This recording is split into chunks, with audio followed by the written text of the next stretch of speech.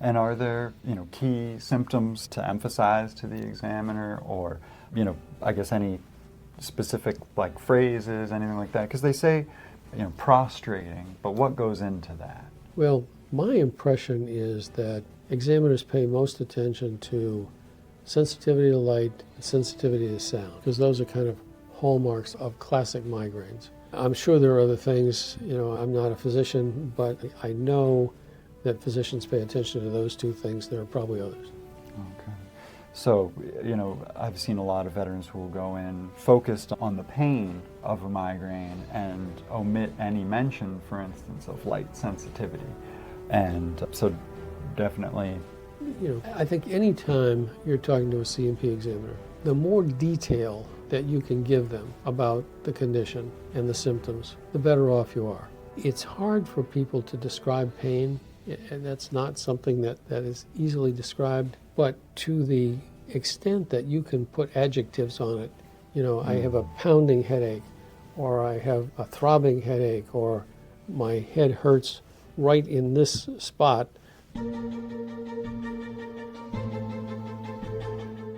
Welcome to the Victory Over VA podcast, a podcast about empowering veterans to overcome denied disability claims.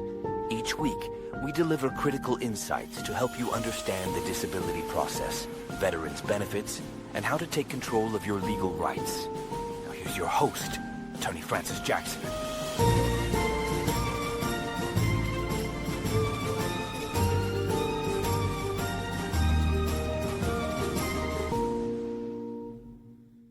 Welcome to Victory Over VA. If you're a veteran struggling with the VA's disability system, or just want to make sure you're getting the benefits you've earned, you're in the right place. Don't forget to hit subscribe so you never miss an update that could change your life. I'm Christian Terrison, here with renowned veterans disability attorney Francis Jackson of Jackson and MacNichol. Jack has dedicated his career to helping veterans like you win the benefits you deserve, recovering millions of dollars for thousands of heroes. This podcast isn't just for veterans navigating the system, though. It's for their families, their friends, and anyone else who wants to stand shoulder to shoulder with those who've served. So stick around, because we're here to make sure you get the support you need. And today's show is all about migraines. Migraines, indeed. They come up surprisingly frequently with veterans' disability cases. So how does a migraine get defined by the VA? How do you, differentiate it from a regular headache?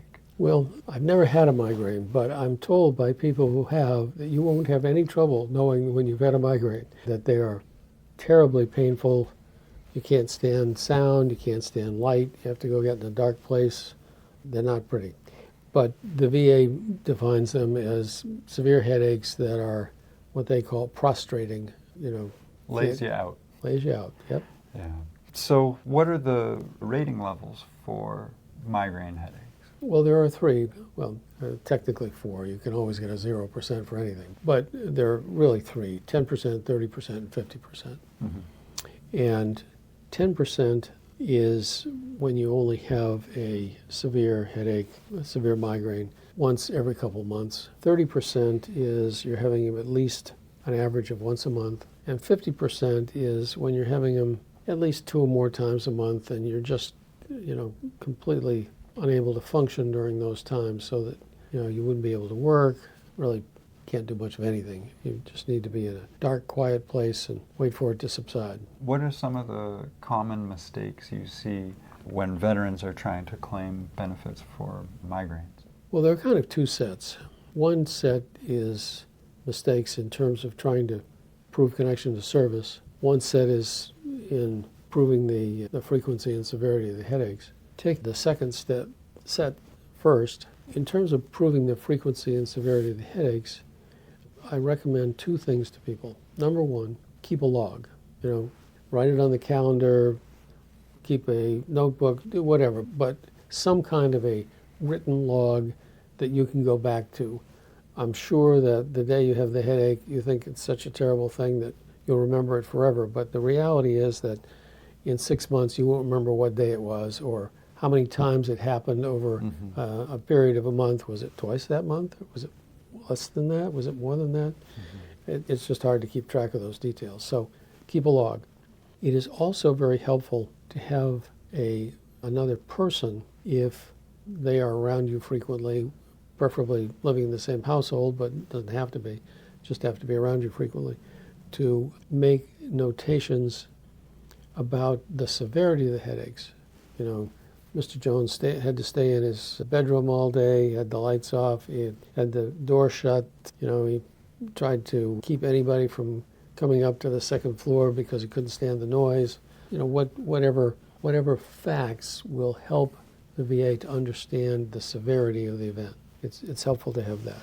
Now, in terms of the connection to service, proving migraine headaches in connection to service is always a challenge, because it's not like you can say that any particular thing necessarily causes migraines. And lots of things can potentially cause migraines. But the one that I've kind of seen most consistently as a basis for VA agreeing that there were migraines is when there's been some sort of injury to the head, you know, some kind of blow to the head. And VA has pretty frequently recognized that as a cause for migraines. Are there other, I guess, co-occurring conditions that you often see with migraine?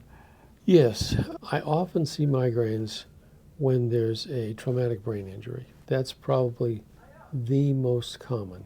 I've seen migraines with epilepsy, and one that I just saw for the first time is lupus. I didn't realize that lupus was connected to migraines, but it is.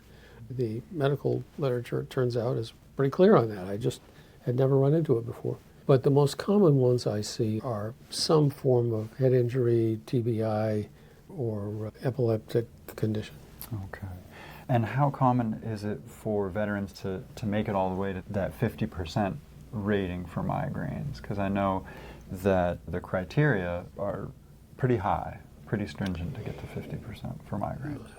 I've never, tried to quantify it, but my impression, just subjectively, is that at least half the veterans that we have migraines have reached the 50% level. You know, the thing is that people don't usually make claims for migraines until they get pretty bad.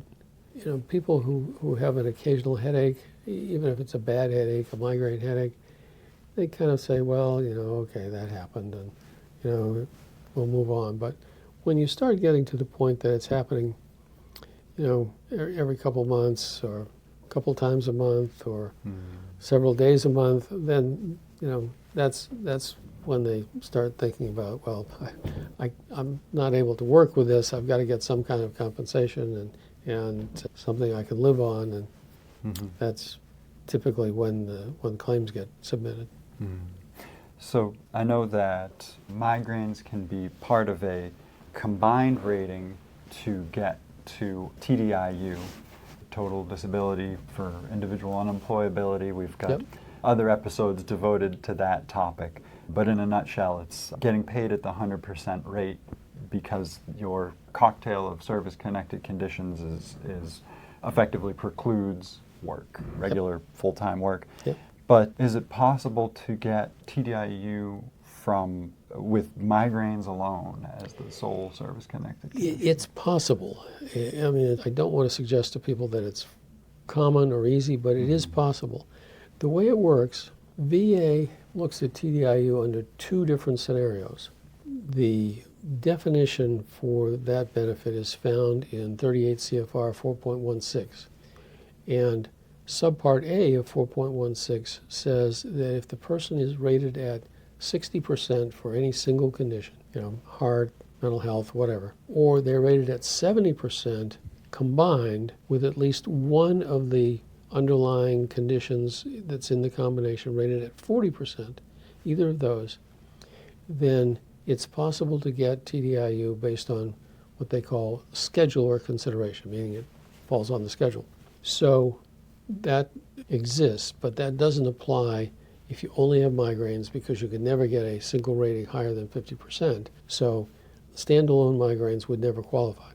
However, Part B of 4.16 says if you have a condition that doesn't fall within the schedule, but it still precludes you from being able to work, then the VA can consider whether or not to give you TDIU benefits. And we have had some success with getting benefits for people rated at 50% for migraines, just based on the migraines. Because if you think about it, if the person has frequent prostrating attacks, that means they're going to be down and out and not able to work on a recurring, frequent basis. And a vocational expert will tell you that there's essentially no work for someone who can't show up consistently over time. In fact, I was having a conversation with a small business owner yesterday, actually, and we were talking about this very problem. He was saying that he had an employee who did good work, but wasn't able to be present consistently, and it was a real problem. He wasn't sure he was going to be able to keep the person because he needed to be able to schedule the work, and if the person wasn't going to be able to show up consistently to do it when it was scheduled, he wasn't sure he could keep him. And so it's a serious problem. Social Security disability, for example, recognizes that if you miss typically more than 2 unscheduled days a month, 2 or more unscheduled days a month, you probably are not going to be able to hold down competitive employment. You know, if it's different if you're self-employed and you can kind of work around that, or if you have a really particular skill and it's something that doesn't require you to be interacting with other people. So, you know, if you have a bad day today, but tomorrow you're fine and you can put in 16 hours and catch up, you know, then that's workable. But that's not how most jobs operate. You know, most jobs you need to be at work a certain number of hours on a consistent basis on an ongoing schedule. How do you address cases where the veteran never reported migraines during service, but you know clearly there's a problem now? Well, you know, those kind of fall into 2 categories. One is the person wasn't even having migraines during service. That's kind of one batch. And the other is the person was having migraines and managed to hide it. I haven't seen a lot of those cases, but we had one. I'm sorry, I'm a little fuzzy in remembering the facts, but as I recall, the issue was that he was being harassed, he thought, and the VA eventually agreed, by his immediate superior, his sergeant, and he tried to hide the headaches because he knew the sergeant would say that he was faking and shamming and trying to get out of work and so on. So he just tried to hide it and did. But that's pretty rare. It's pretty hard to hide bad migraines for very long. But in the more common case where the migraines simply didn't happen during service, and it's a fact problem. You have to prove that the underlying condition that causes the migraines goes back to service, and it also causes the migraines. And you know, it's like proving pretty much any secondary service condition. If you prove the primary condition, then if that causes migraines, then the VA is going to rate the migraines also. When a veteran gets set for a CMP exam for their migraines, what are some tips you'd have for them to ensure that they don't get a lowball rating from the examiner's findings? You know, there's no perfect solution to this, but I think the best you can do is keep a log of the migraines and show that log to the examiner. I think it also helps, particularly if for older veterans who've been married for a while, if you can bring a spouse that will verify to the examiner that they've seen the migraines, this is how you behave, this is how frequent they are. I think examiners tend to be more impressed by a separate person corroborating that these things are going on. Now, the flip side of that is sometimes the examiner won't even talk to someone else. It just happens. But if you have a person you are around frequently enough that they see the migraines or the effect of the migraines, I think it's very helpful to have them go to the exam with you and say to the examiner, and by the way, here's my wife or my son or my father or my great aunt or whoever it is that lives in the same household and can tell you that he or she sees, that I'm in the bedroom with a cold cloth on my forehead and the door shut and the lights out and yelling at anybody that makes any noise, 3 times a week or 3 times a month or whatever it is. Even if the examiner doesn't then talk to that person, I think the fact that you brought that person and they're willing to say those things makes the examiner pay more attention to the fact that you're saying these things happen. And are there, key symptoms to emphasize to the examiner, or, I guess any specific phrases, anything like that? Because they say, prostrating, but what goes into that? Well, my impression is that examiners pay most attention to sensitivity to light and sensitivity to sound, because those are kind of hallmarks of classic migraines. I'm sure there are other things, I'm not a physician, but I know that physicians pay attention to those 2 things. There are probably others. Okay. So, I've seen a lot of veterans who will go in focused on the pain of a migraine and omit any mention, for instance, of light sensitivity. And so definitely... Well, I think, I think any time you're talking to a C&P examiner, the more detail that you can give them about the condition and the symptoms, the better off you are. It's hard for people to describe pain, and that's not something that is easily described, but to the extent that you can put adjectives on it, I have a pounding headache, or I have a throbbing headache, or my head hurts right in this spot, the more of that sort of detail you can give, I think the more compelling the description is to a third party who's listening, whether it's a C&P examiner or who it is. Yeah, because they're going to hear however many people come in and say, I got a headache. Yep. But if you can say, oh yeah, it's like somebody clamped a vice right at my temples and is tightening it, something like that. Or it's always right back here, or whatever it is. Yeah. The more specific and detailed you can be, the more compelling the narrative is to the listener. So for a veteran who might be living with migraines with some frequency, but never put in a claim, they say, oh, it's just the way it is, I'm used to it, etc. Is it too late to make a claim now? No, not unless the migraines have magically gone away. And there's some very interesting case law developing at the court that talks about the extent to which the VA can consider the effect of medication. And the way this case law is developing is the VA has this whole very extensive chart that they follow that gives diagnostic codes for all kinds of medical conditions. And each diagnostic code has within it very specific criteria for rating the condition. Now, the part that's in this developing case law that's so interesting is that some of these diagnostic conditions in the rating codes talk about effects of medication. Some of them don't. And the case law that's beginning to emerge from the court seems to be that if the diagnostic rating code does not talk about the effects of medication, then the VA can't consider the effects of medication. And I mention that specifically in the context of migraines because over the last, 3, 4, maybe 5 years, there has been a real significant uptick in medications for migraines that are available. And for many people, those medications really have brought significant improvement. But in terms of rating the condition and getting paid, if the VA can't consider the improvement from the medications, then you're going to get a higher rating.